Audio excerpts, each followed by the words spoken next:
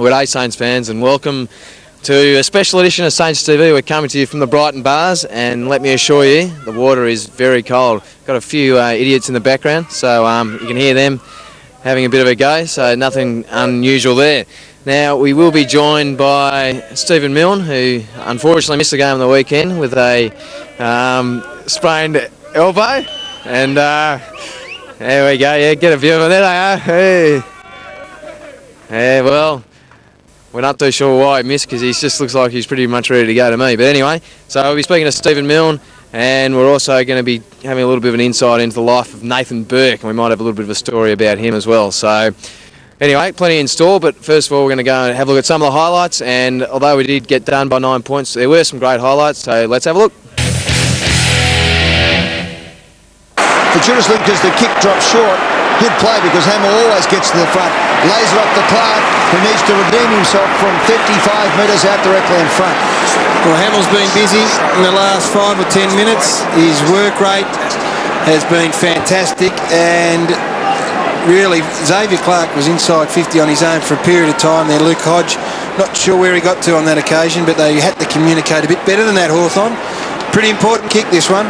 Xavier Clark directly in front. I dare not say anything about the skill of this man. Kick on its way, it's a nice free action. It's a goal, he's first. Spider on the lead, 50 metres out, not beyond him this. He's looking to set it up, and he did it beautifully. He talked the player there in Maguire to almost come at him. Yeah, absolutely. Great call, Brian. He made Maguire lead back towards the middle of the ground by where he ran to, and here's Fraser Gehrig coming off. He might just doze off, because he is absolutely spent, Fraser. I've watched him for 5 minutes, but that's a great kick. They need the goal. It's an understatement. They need some presence, some strength up there on the forward line. Lowe has been off the ground for a while. Rewalt now gone back. Maguire, for his first goal in league football, comes in.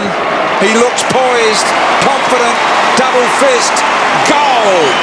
Beethan. Adrian Cox over the top of it. Spills out the back to Cripps.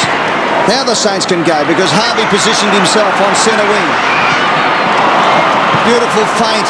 Beautiful kick. Maguire on the chest. Drops the second chest mark. Xavier Clark under pressure. Nice hands to Rewald, who kept going. He'll have to kick the goal from 50. Now he goes inside. Here's a chance for Rewald. Now he's within range. Now he kicks the goal. Great play by the young Saints. His first.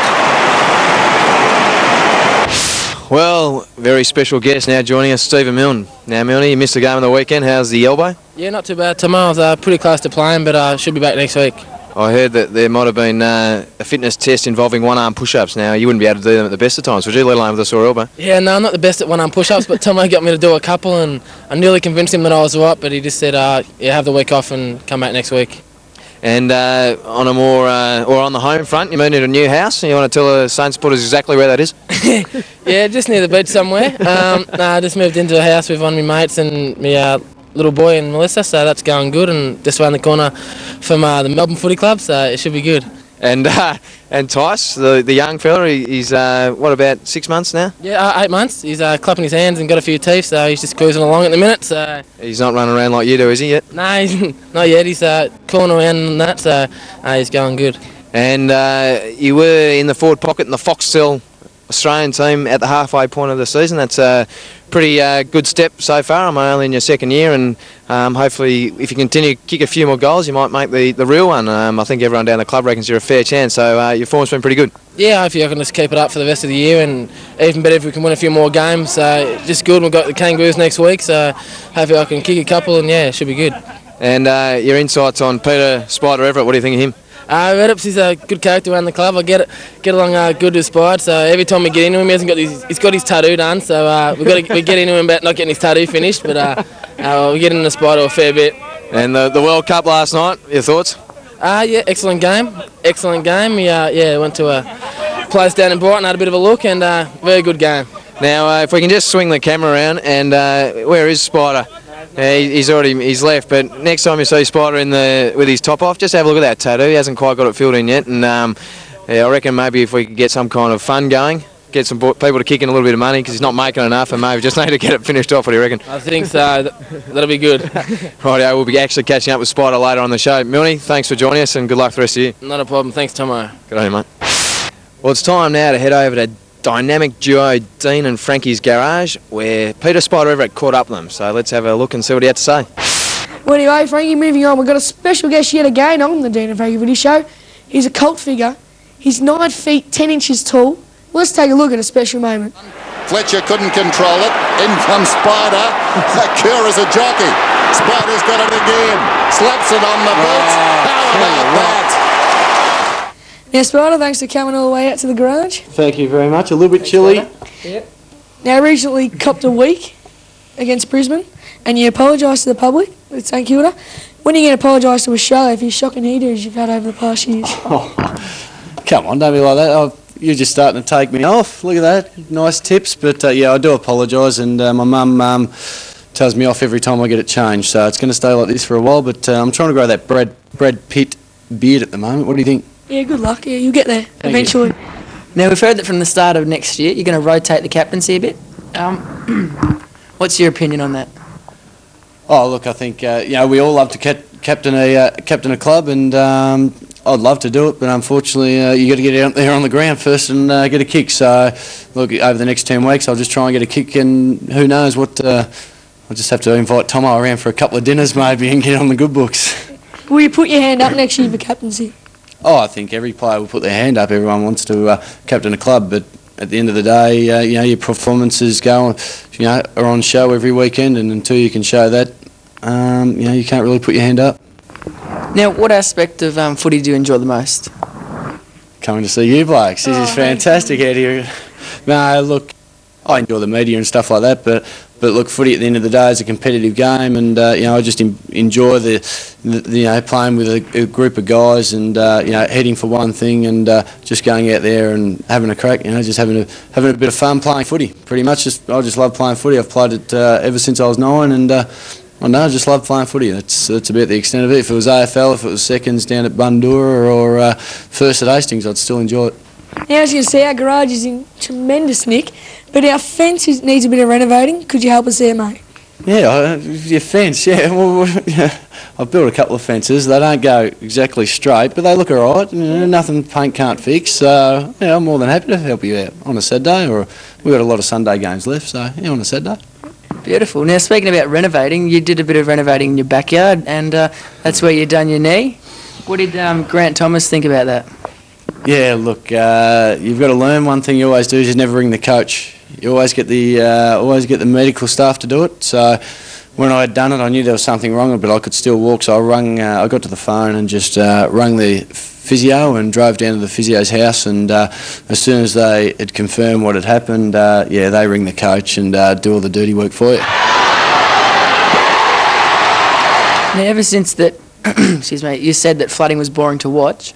St Kilda have stopped. Do you have that sort of power down at the club?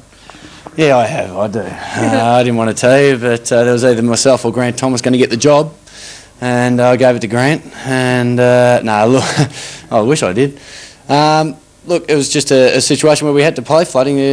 With the side we had in, there was no other option. But you boys, you're obviously very, very experienced AFL campaigners here. Flooding is very boring, isn't it? Oh, definitely to watch. Yeah, it's shocking. Thanks for coming out all the way out to the garage. No, thank you very much. It's a fantastic spot out here. Has the hair improved? Yeah, the hair has improved. You've got to do something about the car park. We all can't fit in the court. I had to walk half a k. Well, thanks. We'll see you next week on the Dean and Frankie Video Show. Well, it's time now for Tomo's Play of the Day, and there's a bit of controversy about this one, but we're going to go with Stephen Baker's goal. It was a great build-up, great passage of play to build up the goal. Started with Halves, who once again was in his brilliant best form and actually won the medal for the best player of the day, re the Police Association, so that was a great effort by him. But there you go, got the great handball to Nick Riewoldt, who then got it on to Stephen Baker, who managed to finish off with a goal. So let's have a look at that. Del Santo on half-back flank, up towards Hamill. Graham, been a fantastic battle that one. Harvey did enough just to lay it off for Thompson. It was beautiful football. Now Hamill with his 9th possession Up to the half-forward flank. Oh, look at that. From Harvey to Lowe inside. Baker! Is he the fabulous Baker boy? Yes, he is! It's a goal. They needed that one. G'day Saint fans, Stphen Milne here. Actually, I've been getting to play today a bit, so I've been a bit lucky this year. And this week was Andrew Thompson's left foot torpedo from the centre square. So here we go to Andrew Thompson's torpedo. Hawks have kicked 5 of the last 6 goals of the game to lead now by 33 points. Thompson out of the centre. A big torpedo for St Kilda. Might bounce through this one. Might bounce through. It does bounce through. Well done to Thompson, his first of the game. Well, it's time now for the injury update, and well, for the first time this year, we have no injuries out of the game for this this match. So, pretty impressive. Now round 13, I think, and the first time this year, no injuries. So that was one of the positives out of the game. Fraser Garrick actually got through okay, and Nick Rewald, who's been pulling up a little bit sore, actually finished the game, and everyone saw his last quarter, which was outstanding. So. Yeah, that was good news. Max Hutchinson probably still a couple of weeks away, and we've got our fingers crossed that Aussie Jones and a couple of other players whose names escape me right now, Matty Capuano, will be back next week as well. So let's hope we get those guys back, and we once we get that extra height and speed into the team, I reckon we're going to be in for a good few weeks. Well, time now for St Scoreboard, and coming up we've got the Membership Merchandise Forum. So 7 p.m. on Tuesday the 2nd of July, you can meet with our new merchandise membership team to discuss 2003. It's at the Kingston Town Hall, which was formerly Moorabbin Town Hall. So if you've got any issues or anything you want to get off your chest, any ideas or suggestions, make sure you get along to that forum, because it gives everyone a great opportunity to put their voice forward. So if you miss it, you miss your opportunity. Try and get to it. Also coming up on St Scoreboard, we've got fact and fiction about breast cancer. That is also at the Kingston City Hall, which is at 985 Nepean Highway, Moorabbin. It's at 7:30 on Wednesday the 10th of July and should go for about an hour and a half. It's in association with the Peter McCallum Cancer Institute, and Stuart Lowe and his wife Annie will be there to share their experiences about Annie's brave fight with her breast cancer. So well worth getting along to, and I'm sure everyone can get some knowledge and some information out of that seminar. Well, that's all we got time for on Saints TV this week. As you can see, the guys behind me just enjoying their rehab in the freezing waters of Port Phillip Bay. I'm about to join them, but before I go, just remember to get down to Colonial Stadium on Sunday. Got a big match against the Kangaroos. Hopefully got a few players back, so we're really looking forward to getting another win on the board. So I'll see you next week, same time on Saints TV.